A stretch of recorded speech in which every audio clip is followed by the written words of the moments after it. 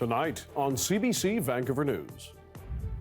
Clients will reduce their bidding in our auction. From stamps to medication. We're going to have significant challenges in receiving your prescriptions in a timely fashion. What else could be held up if another postal strike hits Canada? Plus, Western premiers gather to talk trade and the economy, but debates about separatism may also come up. To advance that at this moment, it's strange. And hey, buddy, it's not yours. Oh, my Lord. attempted Meals on Wheels. The black bear looking for a bite gets a lot of attention in Mission and beyond. This is CBC Vancouver News.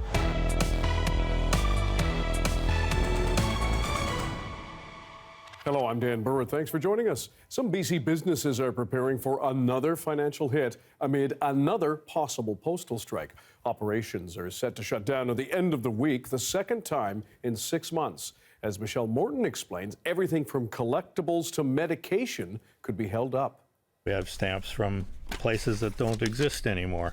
South Arabia. Frank von Hausen is working to get recent sales from his online stamp auction out the door before another possible strike by postal workers. He's concerned customers will stop bidding if the mail stops moving on Friday. They will definitely not be buying any supplies from us because those are all sent by mail as well. Von Hausen says the job action during last year's holiday season was a blow. It was like 5 times our normal weekly mailing to get everything out. It did cost us a week's revenue. Business leaders say the uncertainty is a big challenge. We've been disrupted only 6 months ago by a postal strike. Our ports have seen recent shutdowns. We've seen disruption on our rail network. Such disruption creates unreliability in our supply chain. Health advocates say a postal strike could mean patients not getting medications they need, particularly in rural areas where Canada Post is the only option. Whether that's for diabetes or for pain or for a variety of other issues, then you are going to have significant challenges in receiving your prescriptions in a timely fashion, often providing supplies and equipment to medical clinics and facilities as well. Canada Post and the Canadian Union of Postal Workers were ordered back to work in mid-December. Both sides have been holding talks with little progress. It involves some significant changes to the way that Canada Post operates, and that, of course, is putting pressure on the union to make significant changes to its collective agreements. For Frank von Hausen, another lengthy postal strike means he may have to find a more expensive way to get these collectibles to his customers. Here's a collection of stamps from Gibraltar. Michelle Morton, CBC News, Vancouver. BC's Premier and his counterparts from Western Canada will meet in Yellowknife this week to talk trade, natural resources, and Arctic sovereignty. But as Katie DeRosa explains, the gathering comes as debate over Western separatism is escalating, particularly in Alberta. It's really unfortunate that at this moment, when Western Canada is stepping into the spotlight, that there's any discussion at all about leaving Canada. As BC's Premier heads to Yellowknife on Wednesday for the Western Premiers Conference, he's disappointed that the issue of Western separatism hangs over it like a dark cloud. To advance that at this moment, it's strange. Critics argue Alberta Premier Danielle Smith has fanned the flames of separatism with a new law that lowers the threshold for holding a referendum. Groups in favor of an independent Alberta are already laying the groundwork for a vote. Alberta's opposition leader is slamming Danielle Smith for legitimizing the issue. I sure hope that Premier Eby and Premier Canoe at this Western meeting will just say to her, quit it. This is unhelpful for all of us, and we're getting lumped in with you. Nahid Nenshi says it's possible to have a conversation about Alberta's natural resource sector without threatening national unity. The BC Business Council is part of the Western Business Coalition. In a letter to MPs, they're asking Ottawa to abandon oil and gas emission caps, lower taxes, and remove red tape. One business leader says if Ottawa does move on those issues, it could quell some of the frustration that's fueling the Western cessation talk. I'm hopeful that if the federal government has seen the light about the importance of the economy and rising rather than falling living standards, that at least is a good opening to a conversation with Western Canada. The official agenda says the premiers will talk about trade, tariffs, energy security, and Arctic sovereignty. But Western separatism will be the elephant in the room. Katie DeRosa, CBC News, Victoria. Premier Eby, meanwhile, says his office has now canceled the contract of a so-called Downtown Eastside czar after concerns about the cost and transparency. I wanted someone to come in with fresh eyes, to have a look at the thing with no connections to the neighborhood, but who had an empathy and understanding for the challenges of addiction, an understanding of the law, and an understanding of the realities of politics. He seemed to check those boxes. Clearly, it wasn't the path forward for government, so we terminated the contract. The appointment of former Ontario Cabinet Minister Michael Bryant came under fire from critics who called it a political favor that lacked transparency. Eby's office says debate about Bryant's contract was, quote, distracting from the important work in the neighborhood. Bryant was being paid $150,000 for 6 months' work. Eby says Bryant will not receive any severance and will only be paid to the last day of work, which was on Sunday. Vancouver police say a suspect has been arrested and charged with numerous crimes after a woman in her 40s was allegedly attacked, robbed, and sexually assaulted by a stranger in a Stanley Park bathroom on Monday. Fortunately, he was still in the area. We were able to obtain valuable information that allowed our officers to quickly arrest him before he left the area. The VPD says 35-year-old Hartley Ronald Duckhorn is in jail ahead of a bail hearing. Police say a witness saw a suspicious man enter the women's changing room near the Second Beach pool. When officers arrived, they say they found a woman badly injured. She was later treated in hospital. Mountain Equipment Company, the BC-based brand specializing in outdoor gear, is now back under Canadian ownership. The new group is described in a news release as a group of Canadian investors, end quote. They say local ownership is important at a time when consumers are trying to avoid U.S. products amid the ongoing trade war. In 2020, the company was sold to U.S.-based Kingswood Capital Management because of financial problems, ending its time as a consumer-owned cooperative. An outdoor safety agency, meanwhile, is trying to get the word out after hearing many hikers are increasingly relying on artificial intelligence to learn about trails. As Tanushi Bhatnagar explains, AI often provides incomplete details when safety is key.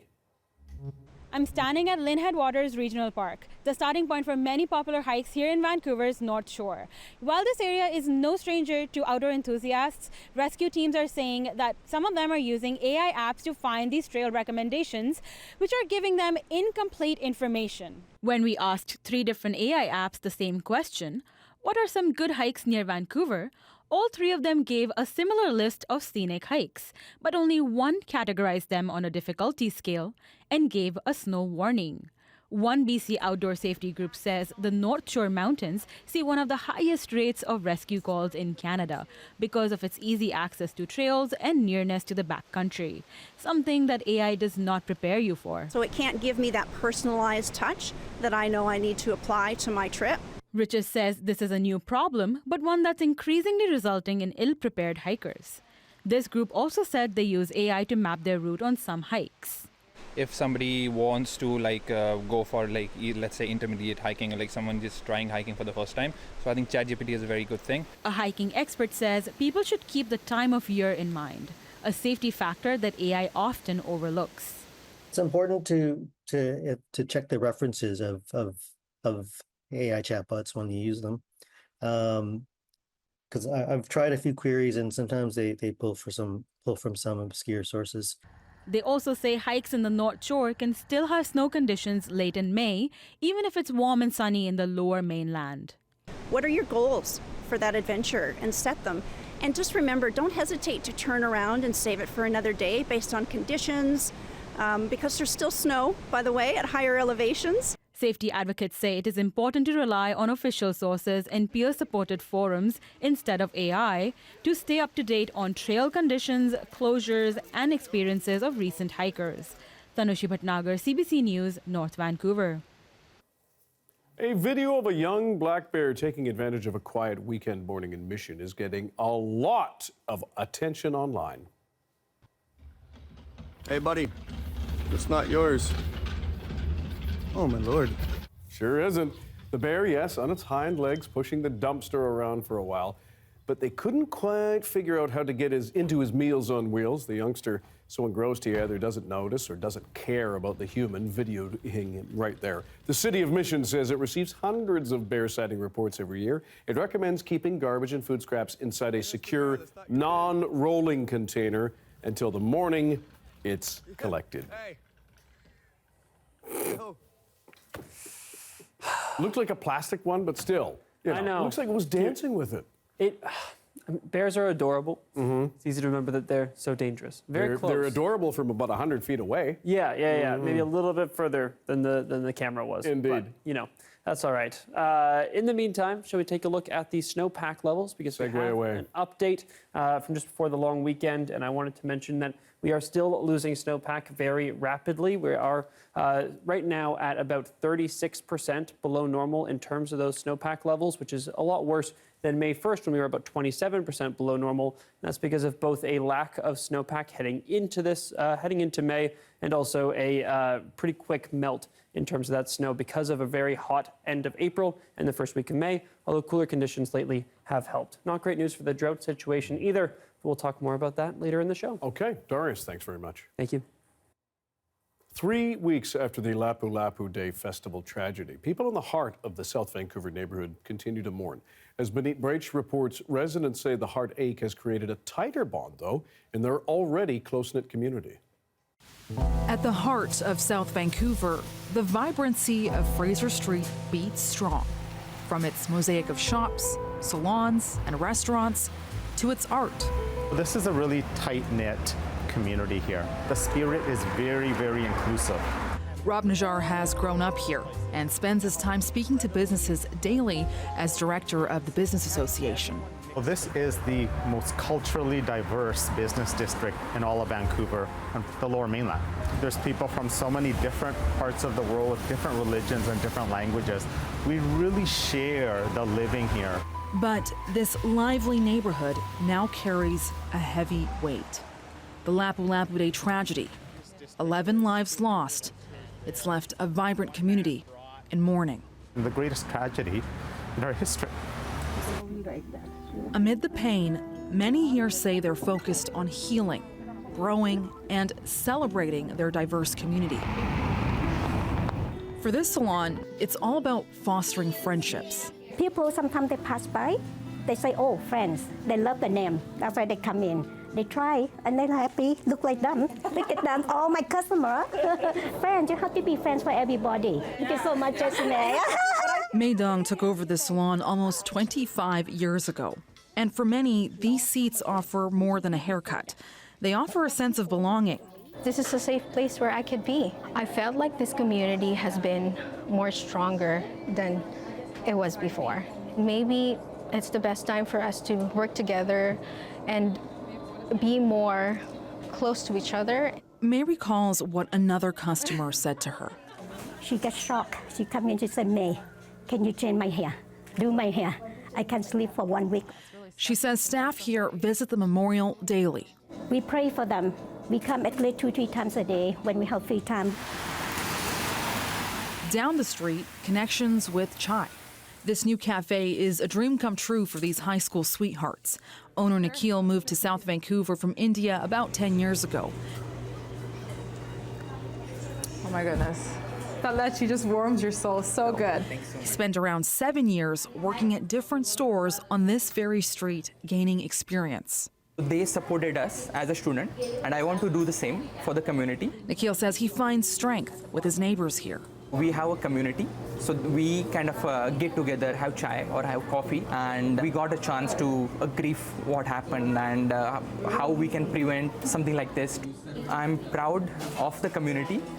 A sentiment that's shared by many here, as the community mourns, reflects, sharing grief and strength. Benit Breach, CBC News, Vancouver. making cycling more accessible. After the break, a look at how 2 outdoor groups are creating adaptive bikes. You'll want to see this.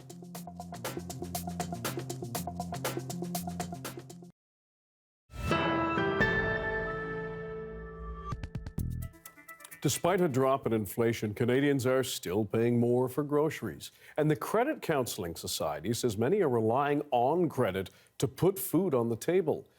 StatScan says food prices increased 3.8% on a year-over-year basis last month, up from 3.2% annual growth in March. It marks the 3rd straight month that grocery prices increases outpaced the overall inflation rate, which was just 1.7% in April. Some people who live with disabilities and their advocates are worried about Prime Minister Mark Carney's new cabinet. As Renee Lucas reports, it does not include a ministry or minister dedicated to them. Yat Lee is hearing impaired, born without external ears. He says government policy and programs for people with disabilities have helped alleviate some of the challenges he's faced.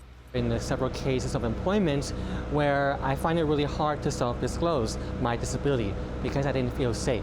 Some advocates say without a Ministry of Diversity, Inclusion and Persons with Disabilities, work underway like the Canada Inclusion Plan and improvements to the disability benefit could lose momentum and the community risks being left behind.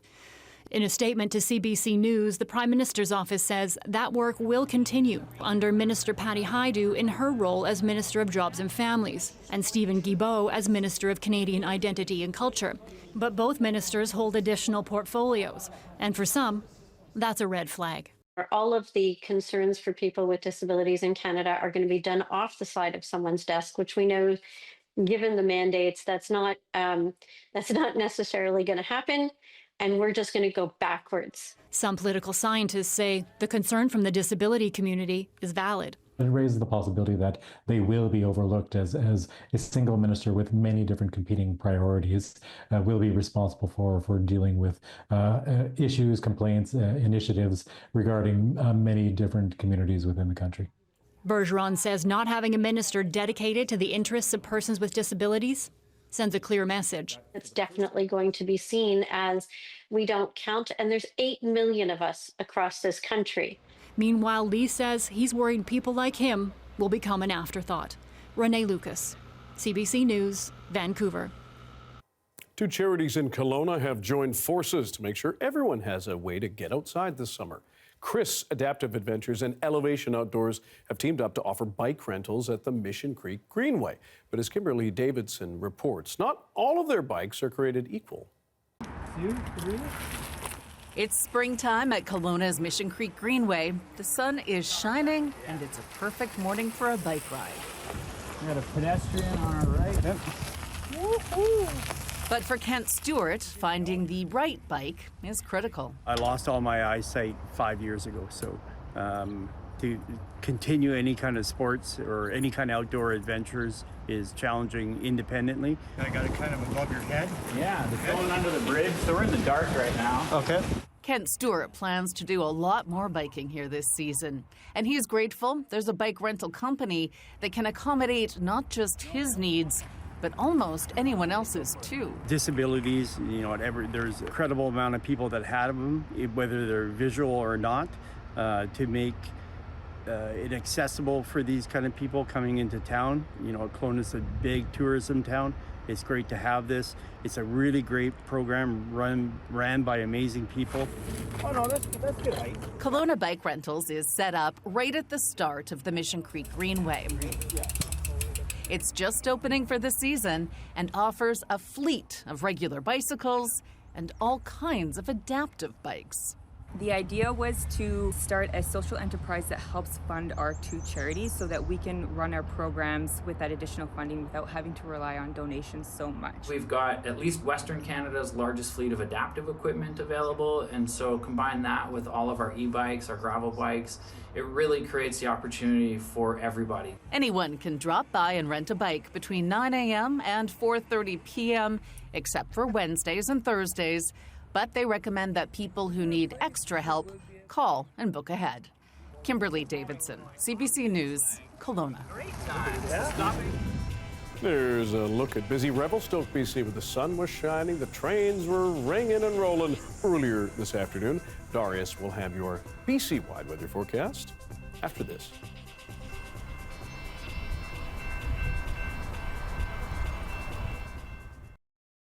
Hi, I'm Amy Bell, and this is your CBC Inbox.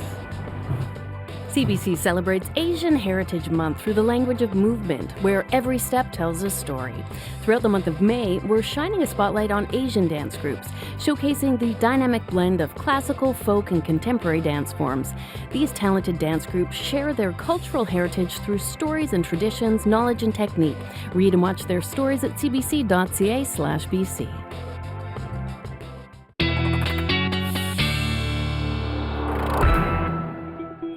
Darius Madavi's here with our BC-wide weather picture, and you have the drought map up. I do. If this is anything like the last couple of years, we should be getting the drought updates during the core drought season every Thursday, so keep an eye out for that. But this is the one from last week, and I just wanted to highlight it because we talked about snowpack earlier in the show, and you can see that in many in the areas that we have data for already, because this gray is just areas we don't have data, we are in a not so great drought picture in most of them. The last week or so has been wet in some of those areas, so maybe a bit of good news, but the Canada drought map, which shows more of the areas that aren't covered by the BC one yet, you can see many areas abnormally dry there as well. That's as of the beginning of the month. Fire danger map, not looking too bad today in southern BC, but up in the northeast, we continue to have high fire danger, likely a combination of not getting much precipitation up there and the prolonged, continuous drought conditions that we're seeing there. A bit of rain coming to some areas today, but also with a few errant lightning strikes. Nothing crazy, it seems, so far, but that chance will continue and return in many areas tomorrow, as we'll see in a few moments. Here on the south coast, we have also seen one lightning strike up there, up on the around Campbell River. And here in Vancouver, we saw a bit of a cell move through that brought some pretty significant rain, heavy rain, and even a little bit of hail to parts of North Vancouver. That will continue to move off as well, it looks like. But still, chance of lightning in parts of the Fraser Valley, that area. Here we can see, again, that rain moving through. Really just a few showers over the next few days. The models are a bit split on Thursday. Maybe seeing some showers there across parts of southwestern BC. Maybe staying dry. Very much a bit of a toss-up, I think, here in Vancouver. Probably early morning we may see a shower, and then it gets sunnier. Friday, also a real toss-up there as well. Temperatures will only start to come up really in southwestern BC once we get into the end of this week. Here are our conditions for tomorrow. Lots of thunderstorms possible, Dan. In terms of a 5-day forecast, watch out for that big jump at the end of the week. And other than that, expect a few showers. Okay. Thank you very much, Darius. Thank you. And thank you for being with us tonight on CBC Vancouver News. You can watch this newscast on our free CBC Gem app on YouTube and, of course, on our website, cbc.ca/bc. Your next local news is on the early edition on CBC Radio 1. It starts tomorrow morning at 5:30. Good night.